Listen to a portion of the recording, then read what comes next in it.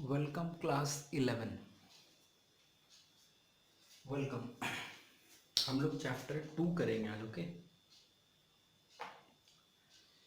Chapter 2 जो है वो चैप्टर का नाम है अकाउंटिंग टर्म्स। ओके, चैप्टर का नाम है अकाउंटिंग टर्म्स। इस चैप्टर का नाम अकाउंटिंग टर्मिनोलॉजी भी हो सकता है। मतलब हम लोग यहाँ कुछ टर्म्स के बारे में समझेंगे जो हम लोग को अकाउंटिंग में थ्रू आउट हेल्प करता है। ठीक है, जो टर्म्स को हम लोग आज इस क्लास में कवर करने वाले हैं वो ये सब टर्म्स हैं। कैपिटल, एसेट, लाइबिलिटीज, इसके दो part, inside liability, outside liability, goods, drawing, transaction और इवेंट।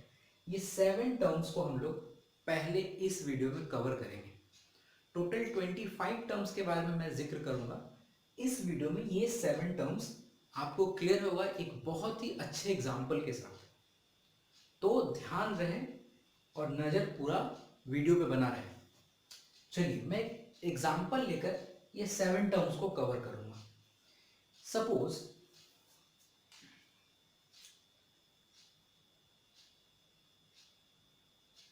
ये है मिस्टर एक्स या तुम हो। मिस्टर एक्स को ले लो या तुम खुद को ले लो। तुम्हारे दिमाग में एक आइडिया क्लिक किया। क्या आइडिया क्लिक किया कि हमारे एरिया में फर्नीचर का शॉप नहीं है या कोई भी ऐसा बिजनेस जो तुमको पसंद आया। तो तुमने बोला कि घर में बैठ के बातचीत हुई कि मैं बिजनेस करना चाहता हूँ, फर्नीचर शॉप में एक डालना चाहता हूँ। तो तुम्हारे फादर ने पूछा या तुम्हारे जो भी फैमिली मेंबर्स हैं उन्होंने पूछा क्या लगता है कितना पैसा लग जाएगा इनिशियल स्टेज पे बिजनेस स्टार्ट करने में। तो तुमने बोला कि देखिए मेरे कुछ सेविंग्स बचे हुए हैं, 50,000 तो मेरे पास है, बाकी आपने अपने पापा से ले लिया। ठीक है, तो आपको पापा बोले कि हमारे पास भी पैसा नहीं है, लेकिन वो भी फिर भी आपको वो कम से कम आपको 4,50,000 रुपीज वो दिए। मतलब फादर ने आपको दे दिया 4,50,000 और आपके पास था पड़ा हुआ 50,000। तो टोटल अभी आपके पास पैसा कितना है सर? 5 लाख। ठीक है, तुम्हारा 5 लाख में काम बन जाएगा। तुमको पता था कि 5 लाख लगेगा ही लगेगा इनिशियल टाइम में, तो तुमने जुगाड़ कर लिया 5 लाख। कैसे जुगाड़ किया मैं बताता हूँ। 50,000 खुद का था, 50,000 पापा से ले लिया, मतलब घर का पैसा है। टोटल 5 लाख रुपए तुम्हारे पास जो है घर का पैसा है। ठीक है, तुमको पता था कि फर्नीचर शॉप में 5 लाख लगेगा ही लगेगा, तो तुमने जुगाड़ कर लिया। ठीक है,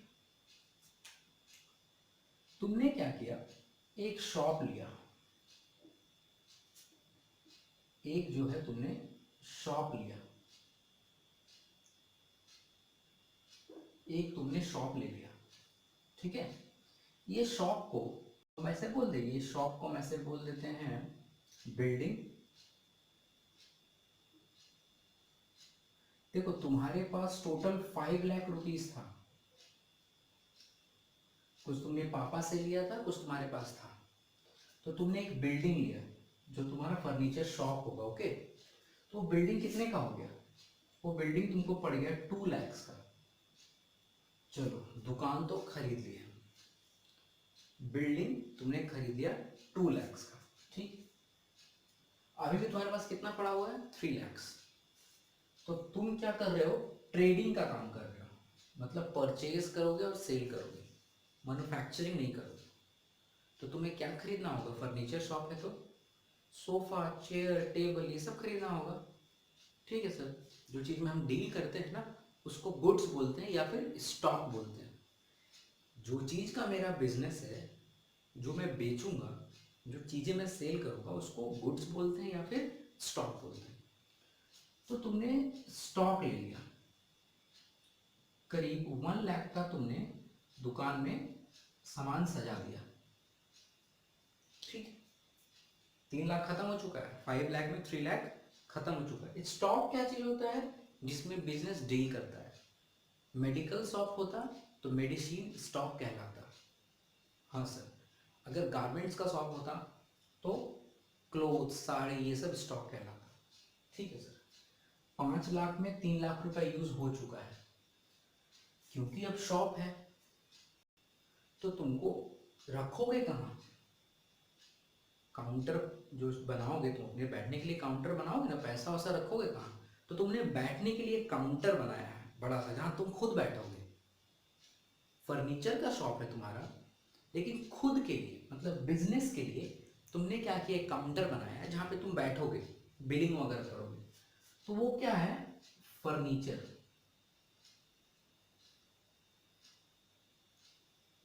फर्नीचर तुमको पड़ गया करीब 50,000 का। ठीक है सर। तुमने बोला कि बिजनेस अगर रहेगा तो कुछ हाथ में कैश भी तो होना चाहिए, तो तुमने कैश के रूप में हाथ में रख लिया है करीब 50,000। हाथ में पैसा भी तो रहना चाहिए कुछ। कितना यूज हो चुका है? 5 लाख था तुम्हारे पास, 2 लाख का बिल्डिंग ले लिया है ना, इसका नाम दे दो एक्स फर्नीचर शॉप। सामान खरीद लिया जिसको तुम बेचोगे। फर्नीचर जहां तुम बैठोगे वो फर्नीचर, देखो फर्नीचर का शॉप है तुम्हारा, लेकिन फर्नीचर तुम एक खरीदे हो क्या? काउंटर पर्पस के लिए, जहां तुम बैठोगे। ठीक है सर। क्या इसको बेचोगे क्या? इसको हम स्टॉक बोल सकते हैं क्या? इस फर्नीचर को हम स्टॉक बोल सकते हैं क्या? नहीं, क्योंकि हम इसको बेचेंगे तो बैठने के लिए, खुद के लिए खरीदे हैं, बिजनेस के लिए खरीदे, वो सालों साल तुम्हारे पास ही रहेगा। तो इसको तो बेच नहीं सकते हम लोग, जो भी बेचेंगे स्टॉक ही बेचेंगे। और कुछ पैसा कैश के लिए रख लिया। कितना यूज हो चुका है? 2, 3, 4 लाख रुपया यूज हो चुका है। ठीक है सर। तुमको मशीन जरूरत पड़ गया, कुछ कटिंग फटिंग होता है उससे, 1 लाख का तुमने मशीन खरीद लिया। देखो तो 5 लाख पूरा यूज कर लिया तुमने। 5 लाख रुपया तुमने जुगाड़ किया था और 5 लाख रुपया को तुमने यूज कर लिया। इसी तरह ना बिजनेस स्टार्ट होता है। ठीक है सर। तो मैं आपको बता दूं एक कंसेप्ट जिसका नाम है बिजनेस। अभी देखो वो सब टर्म पे नहीं आ रहा है, जिसका नाम है business entity concept. Business entity concept क्या कहता है? The owner and the business, owner अलग है और उसका बिजनेस अलग, these are the two separate persons. जिस पल से इसने ये बिल्डिंग खरीद लिया, ये भी एक इमेजिनरी पर्सन बन गया। बिजनेस को क्या बोलते हैं? Imaginary person. ये बिजनेस एंटिटी कंसेप्ट बोलता है कि आप ये मान लीजिए कि बिजनेस भी क्या है? एक आदमी है, इमेजिनरी पर्सन है। क्यों?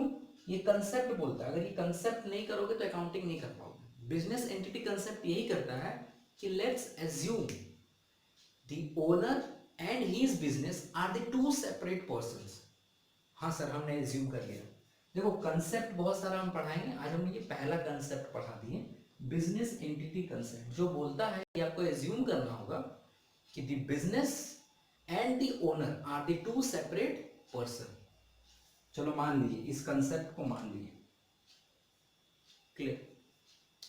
देखो मिस्टर एक्स ने इस इमेजिनरी, ये क्या है? इमेजिन किए हैं, इमेजिन बिजनेस पर्सन है। इस इमेजिनरी बिजनेस पर्सन को टोटल कितना रुपया दिया है? बता सकते हो? टोटल दिया है 5 लाख। ये इमेजिनरी पर्सन क्या बोलता है मिस्टर एक्स को कि ये 5 लाख रुपया आपको हम लौटा देंगे,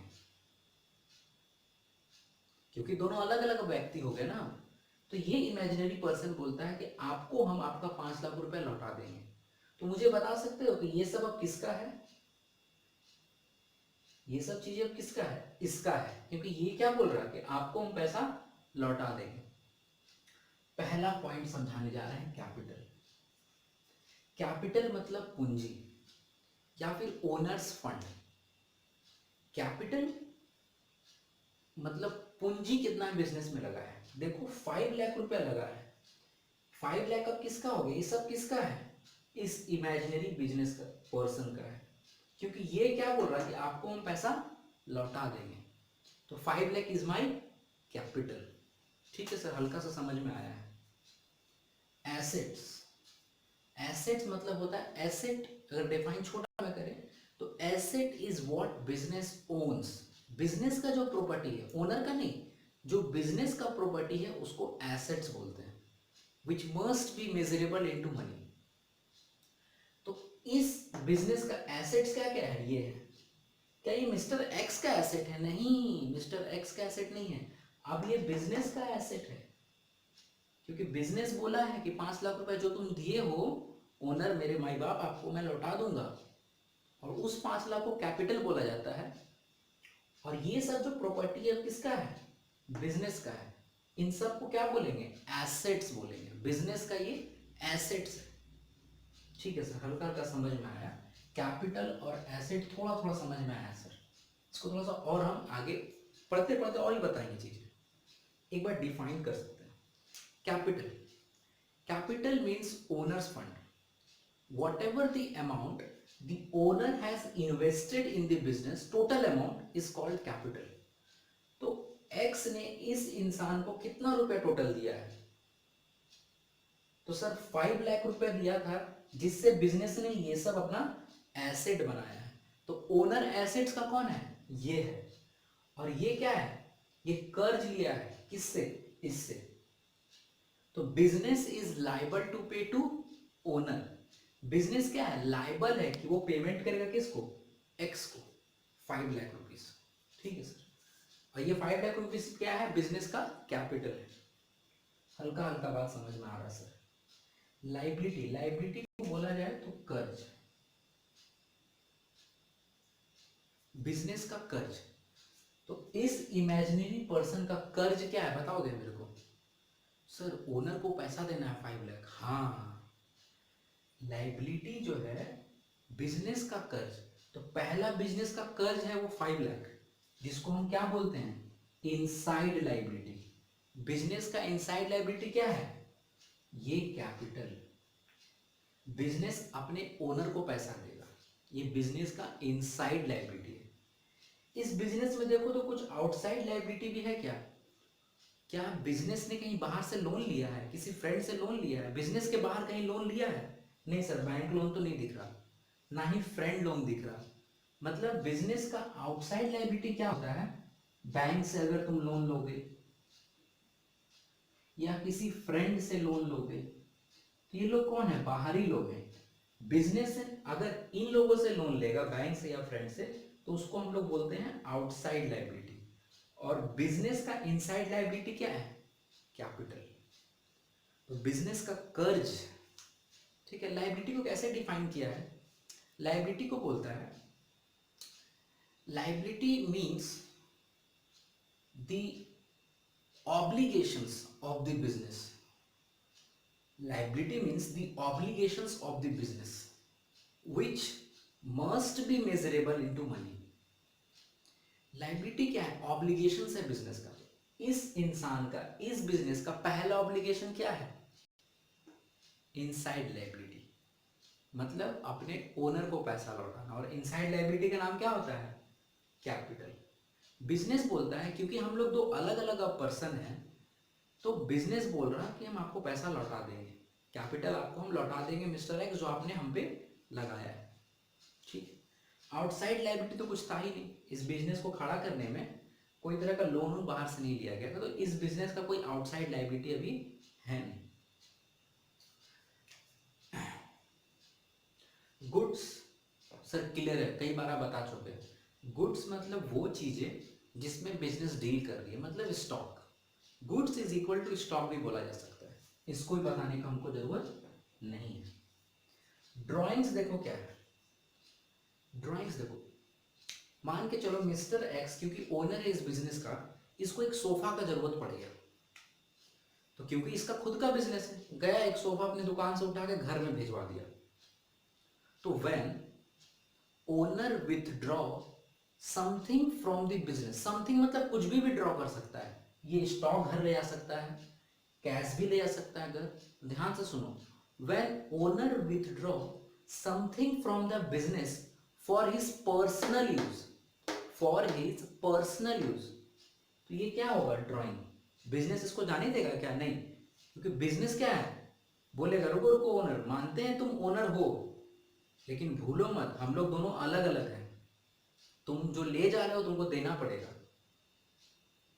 एक अच्छे शब्दों में समझाते हैं, मान के चलो किसी का राशन शॉप है, ठीक है, वो राशन शॉप चला रहा, तो उसको तुमको क्या लग रहा है कि उसका जो घर का जो राशन है वो घर से दुकान से ही बार बार ले जाके खा रहा है, तो ऐसा नहीं लग रहा कि उसका दुकान घाटा में चला जाएगा? हाँ सर, घाटा में तो चला जाएगा। खुद का अगर राशन शॉप है और घर का लोग बार बार आ रहा तुरंत लेके, क्योंकि खुद का राशन शॉप है, ये उठाया कभी मैगी उठाया लेके चला गया घर, तो ऐसे तो बिजनेस को घाटा होगा ना। तो बिजनेस बोलता है कि since we work in business entity concept, तुम अगर कुछ भी ले जाओगे, ये बोल रहा है ओनर को, तुम अगर कुछ भी ले जाओगे बिजनेस से तो तुमको देना होगा। क्लियर? उसको बोलते हैं ड्राइंग। ड्राइंग कौन करता है? ओनर करता है, फॉर पर्सनल यूज, बिजनेस से निकालता है। तो बिजनेस इसको छोड़ेगा नहीं, बिजनेस इससे पैसा लेगा, भले ही क्यों, ओनर ही क्यों ना हो, ठीक है। या तो देखो, बिजनेस को क्या 5 लाख रुपए देना है ना, बिजनेस को अपने ओनर को 5 लाख रुपए देना है, तो नहीं देगा 5 लाख, बोलेगा कि तुमने साल भर में ड्राइंग किया था 50,000 का, तो बिजनेस बोलता है कि आपको हम 4,85,000 देंगे, क्योंकि 50,000 का वो सामान आप घर ले गए थे, सोफा। समझ रहे हो बात को? तो कैपिटल से ड्राइंग हमेशा माइनस हो जाता है। ये धीरे धीरे समझ में आ गए, बहुत छोटे होते लोग, अभी बहुत बार ये सब फिर से पढ़ाएंगे। ट्रांजैक्शन तो बता चुके हैं और इवेंट भी बता चुके हैं, ठीक है। ट्रांजैक्शन का कैरेक्टरिस्टिक्स भी बता चुके हैं, इवेंट भी बता चुके हैं, तो वो हम नहीं बताएंगे। ये 7 टर्म्स में अभी हम लायबिलिटी, एसेट और कैपिटल और ड्राइंग्स, इसको और कई बार बताएंगे, इसलिए आप बेफिक्र रहना। चलो अभी एक और चीज इसमें हम देखते हैं। सर, बिजनेस एंटिटी कंसेप्ट बोलता है कि जिस पल से बिजनेस खड़ा हो गया उसी पल से owner and the business are the two separate person, दोनों अलग अलग पर्सन है, ये एक इमेजिनरी व्यक्ति बन जाता है।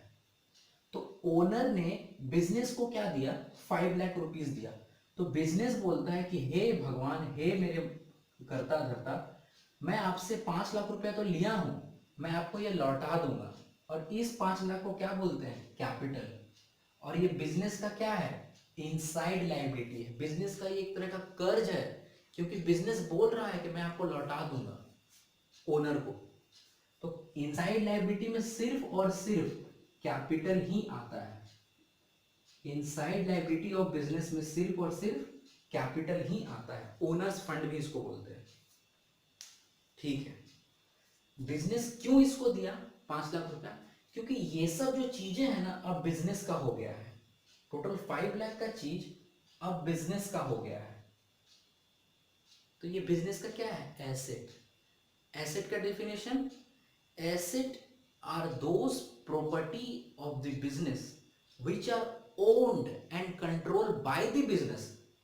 बिजनेस अब इसका ओनर है, कंट्रोलर, ना कि ये, क्योंकि बिजनेस तो बोल ही दिया कि तुम जो 5 लाख रुपया दिए हम तुमको दे देंगे, तो अब ये सब चीज किसका है, इस बिजनेस का है।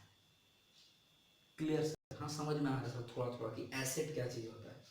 लायबिलिटी में तुम समझ गए हो, कैपिटल एक पहला लायबिलिटी है, बहुत तरह का लायबिलिटी होता है। अगर यही बिजनेस बाहर से लोन लेता तो उसको बैंक लोन बोलते हैं और उसको आउटसाइड लायबिलिटी बोलते हैं।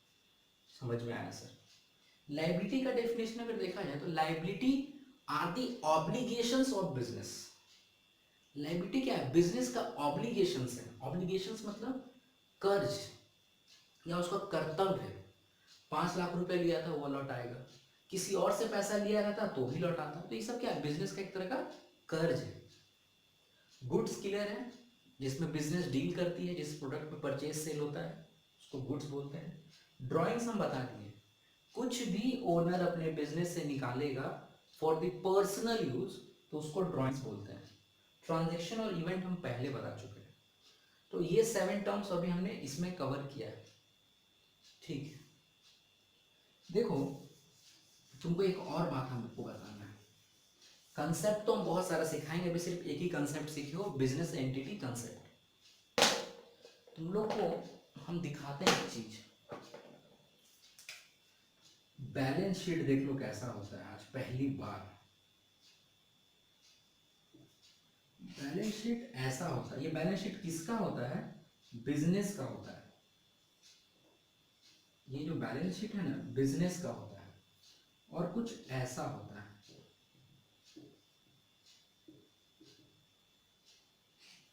इस साइड होता है लाइबिलिटीज, इस साइड होता है एसेट्स।